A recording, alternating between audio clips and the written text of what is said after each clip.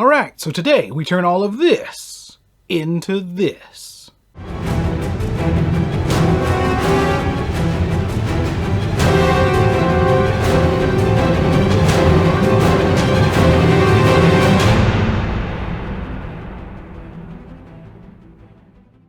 Today we're going to make one of the most universal items for any fantasy game.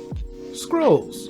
Finds this scroll. Whoa. Very scrolly. Very scrolly. This is like a knot. It's a slip knot. Scrolly scroll with a knot. Let's see.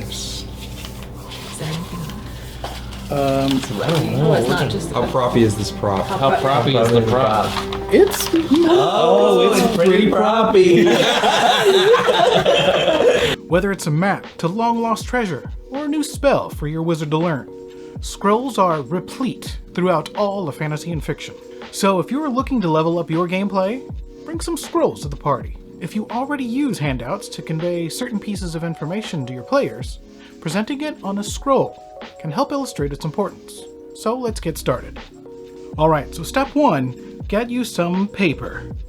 I went ahead and got this scrolly looking paper off of Amazon, link in description below.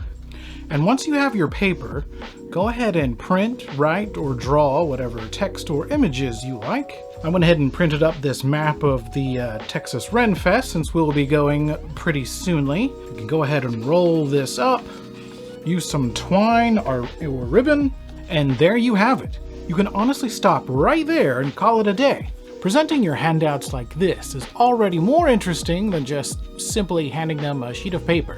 The steps after this are completely optional. You can pick and choose which ones, and you can stop at any point until you get the desired effect. But in the interest of leveling up our scrolls, let's carry on. Alright, so the next thing we're going to do to level up our scrolls, we're going to take this paper distressor. It has these little grooves with these little blades, and you just take this and you kind of drag and scrape the edges of the paper. As you can see, it starts to give this frayed and softened edge look to the page. Alright, the next thing you can do to give it that weathered and worn look is to go ahead and just crumple it up. Alright, now carefully go ahead and pull it apart and just smooth that out on the edge of the table or something, or under some books. Another thing you can do to add to the aged look is go ahead and take some kind of a pan or a tray, something large enough for your paper to fit into. Then you can take something like black tea or cold coffee and just saturate. Be sure to give it a nice little dip. Make sure every part gets completely saturated. Doesn't take a lot. Now you can leave it soaking in the coffee for as long or as little as you like, depending on how dark you want that paper to get. But once you're happy with as long or as little as it's sat in the coffee, we'll go ahead and take this rack, let it dry off in. Very commonly you see scrolls attached to an umbilicus, which is a wooden stick or baton that scrolls are wound around for storage and for reading. To make ours, I use these 3/4 inch dowel rods that I cut to just a little bit wider than the paper. Then I marked and drilled some holes on the ends to thread the screws that come with our knob. Once I threaded the screws, I chopped the ends off so we can go ahead and thread on our little knobs. Alright, now that we have our knobs attached, it looks pretty scrolly so far. You could paint or stain it any color that you want, or leave it the natural whitewood color. Here's another one where I used some gold hot glue to seal the ends to give it that waxed seal look. Once you have the umbilicus set up the way that you like, it's time to attach the paper. Now when gluing your paper to the umbilicus, I find that it's much easier to take the knobs off just to make sure that this can roll nice and flat. I like to use a little bit of parchment paper since that's really good about not sticking to things. Now I like to use this type of school glue stick. It's much easier to control where it goes and it doesn't usually squish out once you set it into place. I'm also going to go ahead and use this straight edge to make sure I don't go overboard or I don't go too far. So I'm just going to get right along. Make sure you get edge to edge, corner to corner. Now that we have our glue down, I'm going to go ahead and get rid of the parchment paper and then try to line this up as square as I can using the guides on this cutting mat.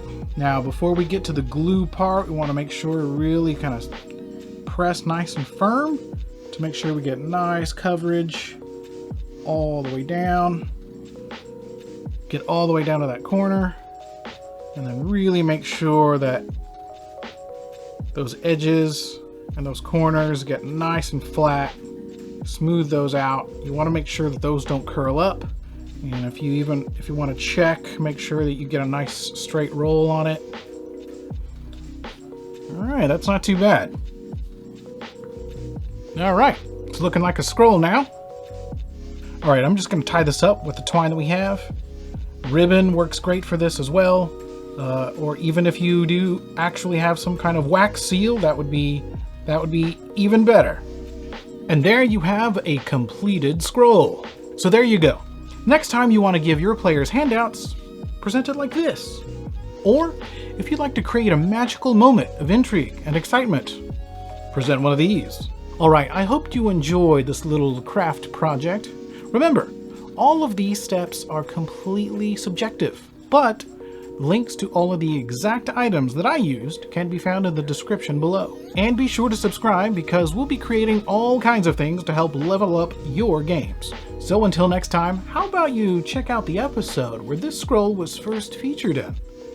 Let us know what you think, and we'll see you next time.